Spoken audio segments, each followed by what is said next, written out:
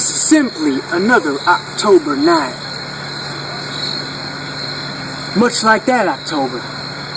In 1844, when I was elected to the United States House of Representatives as a Whig,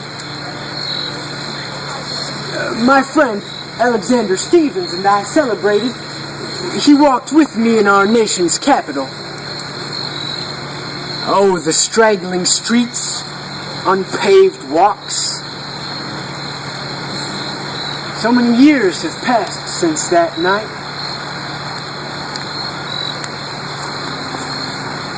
Well, good evening to you. I don't believe we have been properly introduced.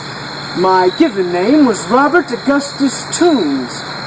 You may call me Bob Toombs. I changed my name in 1840. The reason was simple. Some acquaintances of mine began to tease me about my initials, R.A.T. I solved the problem quickly. No lawyer of my standing could be known as a rat. That was about along the same time that my legal career began to be more profitable. I had many cases, but one in particular that was very sad comes to mind. A young girl was brought to my office, and I saw that she was greatly distressed. I had 2 daughters of my own, and felt that I could not dismiss her plea.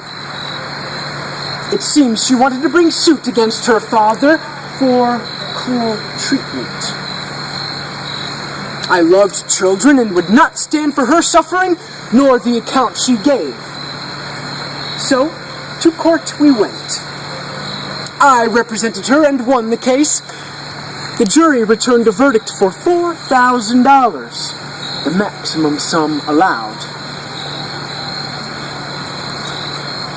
Judge William M. Reese practiced law with me and was my partner from 1840 to 1843. He once said that I had a noble presence and a delivery that captivated my hearers. Chief Justice James Jackson once said that I saw through a case at a glance and grasped the controlling point, that a single sentence of mine could win a case. Well, he was right in his assessment. It proved to be true when I stood before the judge and said, "May it please your honor, season, marriage, death, and dower."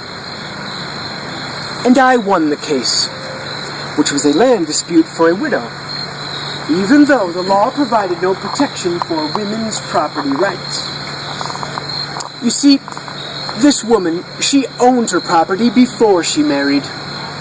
When her husband died, the property reverted back to her, even though her former husband had given the property away to some of his family members.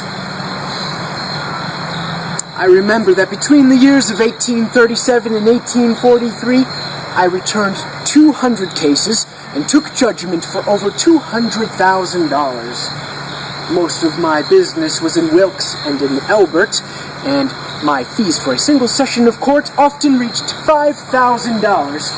I could well afford a new home, and in 1837, I bought our home here in Washington. It was built by Dr. Joel Abbot. He was our family physician when I was a child. I always admired the home, and I brought my wife Julia and our 2 daughters, Mary Lou and Sally, here to live. My beloved Julia, oh, the nights we rode in our carriage in the moonlight. My sweet Julia, yes, dear, I'm coming home.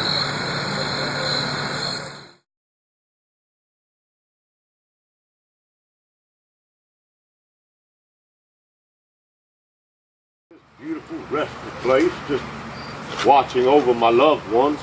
This is my daughter Annie, with my grandson, little Charlie Bounds. These 2 fine gentlemen here are my grandsons Henry and Edward. They are here with us tonight. I must make apologies for my wife Elizabeth. my daughter Susie and my grandson Frank, they found it difficult to make an appearance tonight. I am somewhat amazed, though, as I find our little haven is truly active. I must tell you, though, while you are here, I have been quite distraught here of late. You see, I have just become aware that my precious home is now the city museum, and it has been for the past 54 years. I do believe they call it the Washington Historical Museum. I'm not quite certain how I feel about this. You see, I always have been a most private person.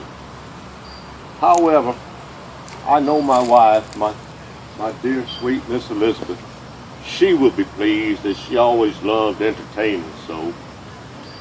But still, strangers in my home, day after day. Now, Father, please do not get yourself all riled up about that again.